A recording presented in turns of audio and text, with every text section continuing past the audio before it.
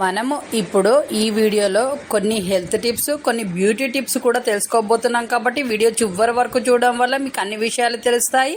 అలాగే మీరు హెల్తీగా ఉండవచ్చు, చాలా అందంగా తయారు కావచ్చు. అలాగే ఈ వీడియోని చాలామందికి షేర్ చేయడం వల్ల వాళ్ళు కూడా హెల్తీగా అందంగా తయారవుతారు. కాబట్టి చాలామందికి షేర్ చేయండి. మీకు మన ఛానల్ కొత్తగా చూస్తున్న వాళ్ళైతే షేర్ చేయండి, సబ్స్క్రైబ్ చేయండి, లైక్ చేయండి. మీరు ఇచ్చే సపోర్ట్ చాలా అవసరము.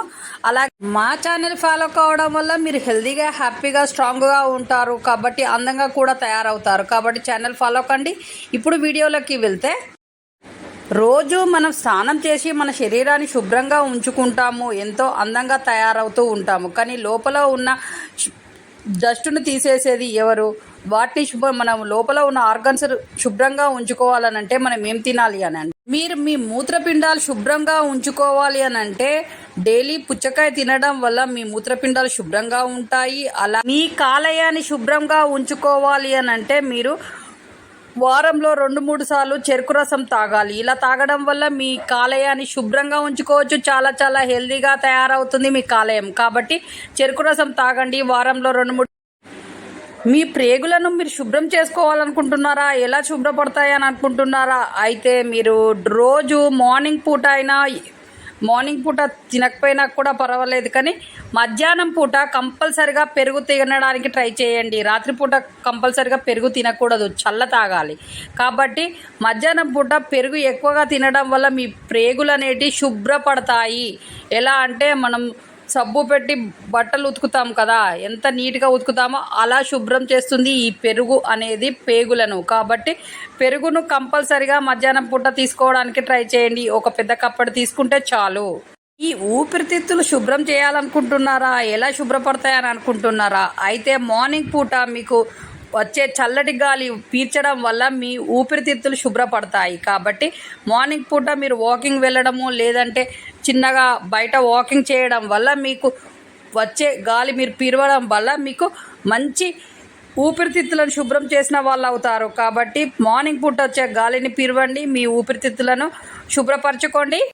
మీ రక్తాన్ని శుభ్రపరచుకోవాలనుకుంటున్నారా? రక్తం క్లీన్గా చేయాలి అని అంటే డేలో కంపల్సరిగా మార్నింగ్ పూట బీట్రూట్ జ్యూస్ తాగండి.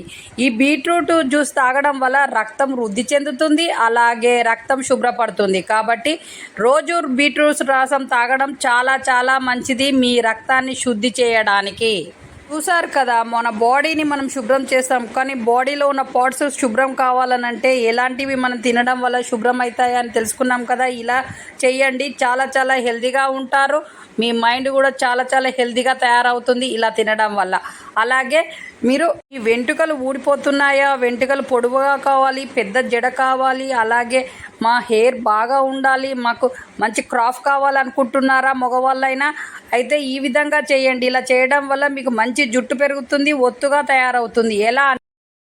మీకు ఇష్టమైన షాంపూ తీసుకొని దాంట్లో మీరు ఆ షాంపూలో ఒక టీ స్పూను టీ పొడి కలిపి దాంట్లో ఒక గ్లాస్ వాటర్ పోసి బాగా మరిగించి కొన్ని ఉల్లిపాయలు వేయండి, ఉల్లిగడ్డలు అదే కట్ చేసినవే వేయండి, అందులోనే కొన్ని మెంతులు వేయండి.